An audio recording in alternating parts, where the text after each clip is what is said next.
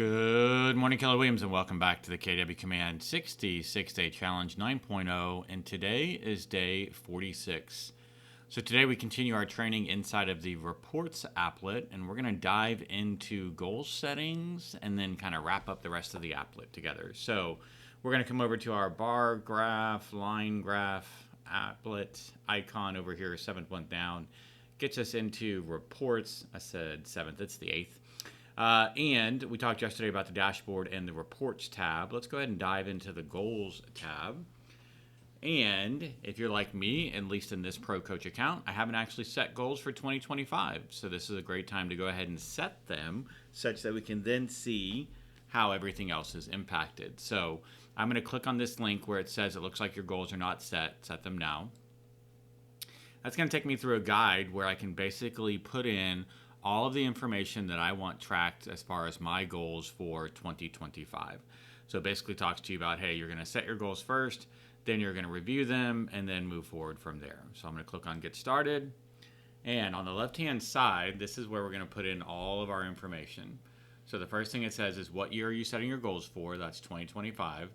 What's your 2025 annual profit goal? So a lot of agents I know start at 100,000. So let's just start that off. And we've got expenses and then cost of sales. So we know that the model is 30, 30, 40, meaning if I'm going to profit 100,000, then expenses are roughly 30 to 40% of each one of those. Now, as a newer agent, I may have a lower cost of sales because I don't have team members that I'm paying on transactions. So I'm going to go ahead and put in a cost of sales at 21,000, which might represent my cap and royalty at a market center. Expenses wise, let's go ahead and estimate 30,000 on that. And that would be everything from photos to business cards to vehicle usage to perhaps some programs I'm signing up to get leads, open house signs, things like that. All right, so what's my business makeup? What percentage of my business is going to be listings? What percent will be buyers? What percent would be leases? Let's go with a pretty even split. Let's say 45% would be listings, 45% would be buyers, and 10% would be leases. These numbers are going to stay in red until the math is done such that they equal out to 100%. Then it's going to ask you for your average commission per unit. Now we know commissions are completely negotiable. There are no set commissions. This is basically how much money on average you make for your listings, buyers, and leases. So I'm just going to go ahead and put 12,000 on my listings. And let's put 12,000 on my buyers. And on leases, let's say that's an average of 1,800. All right, so now that I have filled in all the information on the left-hand side, it basically sort of spits it back out to me here in the middle. All right, your annual profit goal is 100K. That means you got to make 8,333 a month. Here's our business makeup and commissions per unit. And then on the right-hand side, it basically tells us, hey, in order to profit 100K, you're going to need to make 151 in gross, which is the G and GCI, gross commission income. Because when you make 151, you pay out your operating expenses, you pay out your cost of sales, and you're left with 100,000. I can click on the continue button next, and then it's going to come down and say, okay, so let's talk about conversion rates. What percentage of blank turns into blank, right? So it starts you off with what percentage of your leads turn into contacts, what percentage of your contacts turn into appointments set, what percentage of your appointments set turn into appointments kept, what percentage of appointments kept turn into signed agreements, and what percent of those signed agreements go under contract or pending. So all of those percentages are here on the left-hand side.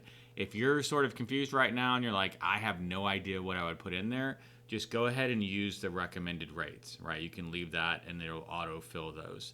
If you already know, hey, I do a lot of internet-based lead generation and the conversion ratio is a little less than 5%, okay, great. I'm going to come in here and change that.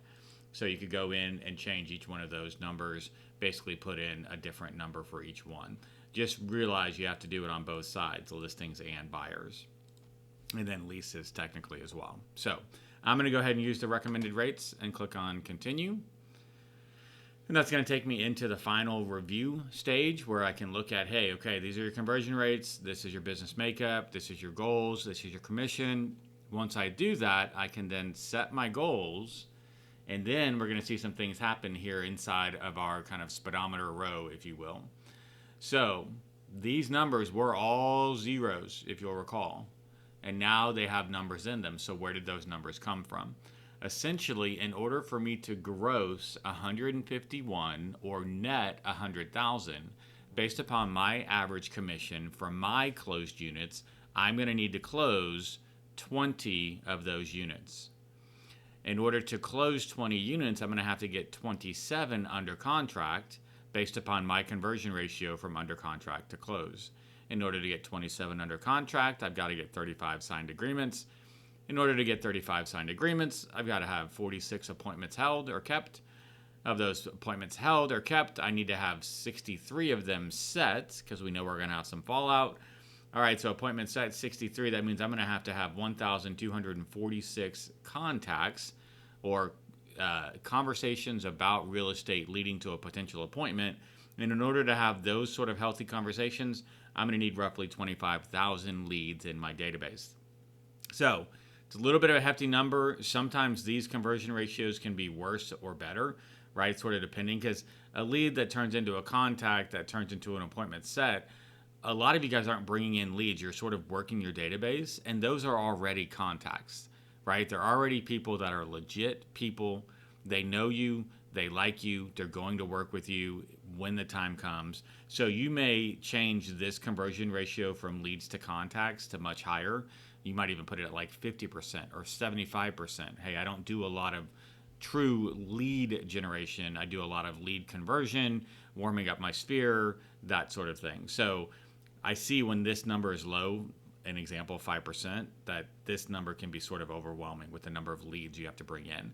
So don't let that overwhelm you. You can always go back into your goal settings and say, okay, now that I know a little bit more, I want to make some changes. I'm going to come into continue. And then I could go back to my my conversion rates.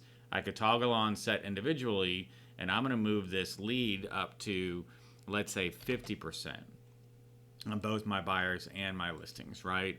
Because 50% of my database is already contacts, and the leads that I get, about half of those leads turn into contacts. So let's change that number just to show you what it looks like. I'm going to click on continue and then set my goals. And now watch our speedometer. So you can see that number becomes much more manageable, right? Now I need 2,500 leads or 1,246 contacts.